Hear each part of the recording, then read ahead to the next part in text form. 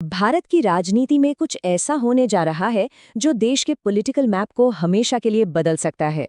सरकार ने संसद का एक स्पेशल सेशन बुलाया है और जो बिल टेबल पर हैं वो सचमुच गेम चेंजर साबित हो सकते हैं। तो चलिए थोड़ा और गहराई में जाकर समझते हैं कि आखिर ये सब है क्या। तो सवाल यही उठता है कि एक बिल जिसका मकसद महिलाओं को अधिकार देना है, वो भला पूरे देश की सत्ता की बनावट को कैसे बदल सकता है। सुनने में थोड़ा अजीब लगता है ना? बस यही इस पूरी कहानी का सबसे दिलचस्प मोड़ है। देखिए, ये मामला सिर्फ एक कानून का नहीं है, बल्कि ये 3 बिल्स का एक पूरा पैकेज है, जिस पर 16 से 18 अप्रैल तक एक स्पेशल सेशन में गर्मा-गर्म बहस चल रही है। तो इन सब के सेंटर में क्या है?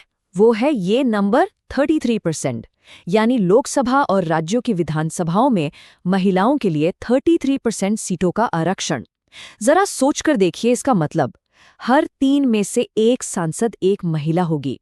ये वाकई एक बहुत ही बड़ा गेम चेंजिंग बदलाव है। वैसे इस बड़े कदम की नींव तो 2023 में ही रख दी गई थी।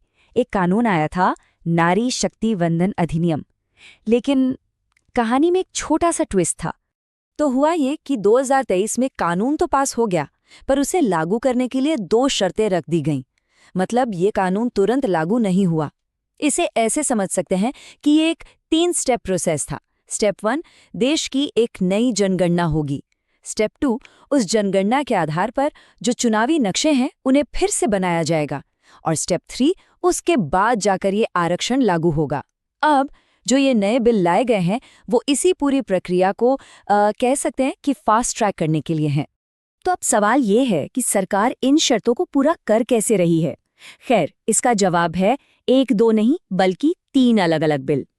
ये तीनों बिल मिलकर एक टीम की तरह काम करते हैं इस बड़े लक्ष्य को पूरा करने के लिए। हाँ, तो ये तीनों बिल एक दूसरे से पूरी तरह जुड़े हुए हैं। समझिए, एक पहेली के 3 हिस्से हैं। पहला बिल वो संविधान में बदलाव करके संसद में सीटों की कुल संख्या ही बढ़ा देता है। फिर आता है दूसरा बिल, जिसे डीलिमिटेशन बिल कहते हैं। इसका काम है उन नई सीटों के लिए चुनावी हदें तय करना, मतलब कौन सा इलाका किस सीट का हिस्सा होगा। और फिर जो तीसरा बिल है वो इन सारे बदलावों को दिल्ली और जम्मू कश्मीर जैसी यूनियन टेरिटरीज पर भी लागू करता है। अब ये जो बदलाव हैं, ये कितने बड़े हैं इसका अंदाज़ा इस टेबल से लगाया जा सकता है। देखिए, लोकसभा का साइज जो अभी मैक्सिमम 550 सीटों का है, उसे सीधे 850 तक ले जाने का प्रस्ताव है। और डीलिमिटेशन का आधार जो दशकों से 1971 की जनगणना पर अटका हुआ था, उसे भी बदलकर नए सेंसस डेटा पर लाया जा रहा है। ये कोई छोटा-मोटा बदलाव नहीं है, ये एक बहुत बड़ा फेरबदल है। और इन सब में जो सबसे बड़ा, सबसे इम्पैक्टफुल बदलाव है वो यही है। लोकसभा की सीटें मौजूदा 543 से बढ़ाकर 850 तक। सोचिए, ये एक ऐसा कदम है जो भारतीय संसद की राजनीति का पूरा गणित ही बदल कर रख देगा। अब जाहिर सी बात है, जब इतने बड़े बदलाव होंगे तो उस पर बहस भी जोरदार होगी। तो चलिए अब समझते हैं कि इस बहस के केंद्र में क्या है और दोनों पक्ष क्या कह रहे हैं। सरकार का पक्ष काफी सीधा और साफ है। उनका कहना है कि देखिए, मुख्य मुद्दा भारत की महिलाओं को 33% आरक्षण देना है और इसके लिए सीटें बढ़ानी जरूरी है ताकि किसी भी मौजूदा सांसद की सीट कम ना करनी पड़े। मतलब उनके हिसाब से ये पूरा मामला महिला सशक्तिकरण से जुड़ा है और बाकी चीजें जैसे परिसीमन इसमें रुकावट नहीं बननी चाहिए। लेकिन दूसरी तरफ है विपक्ष, और उनका सवाल भी उतना ही साफ है।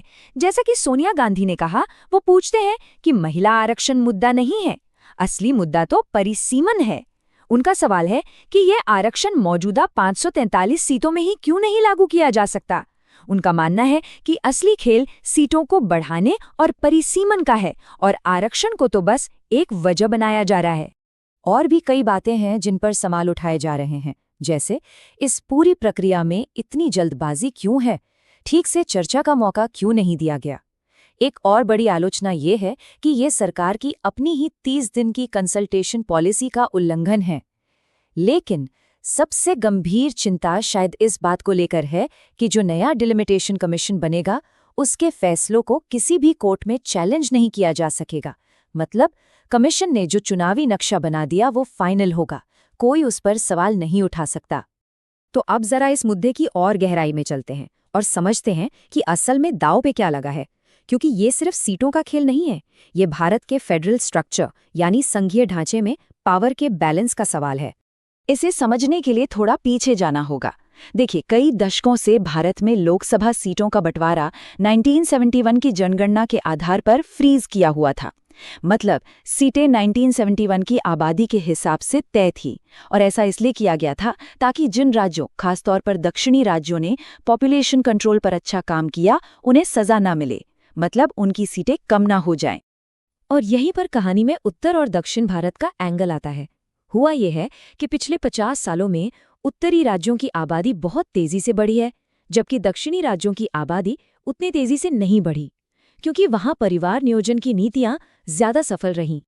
तो सवाल ये उठता है कि जब नए पॉपुलेशन डेटा के हिसाब से नक्शा दोबारा बनाया जाएगा, तो पावर किसके हाथ में ज्यादा आएगी? और यहीं पर दक्षिणी राज्यों का सबसे बड़ा डर सामने आता है। उनकी चिंता ये है कि अगर सीटों का बंटवारा आज की आबादी के हिसाब से हुआ, तो ज्यादातर राजनीतिक ताकत और प्रभाव उत्तर भारत के ज्यादा आबादी वाले राज्यों की तरफ शिफ्ट हो जाएगा।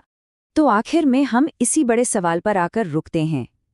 ये जो हो रहा है, ये महिलाओं के लिए एक ऐतिहासिक कदम है, या फिर ये भारत के पावर बैलेंस में एक बहुत बड़ा बदलाव लाने की कोशिश है, या फिर शायद ये दोनों ही हैं?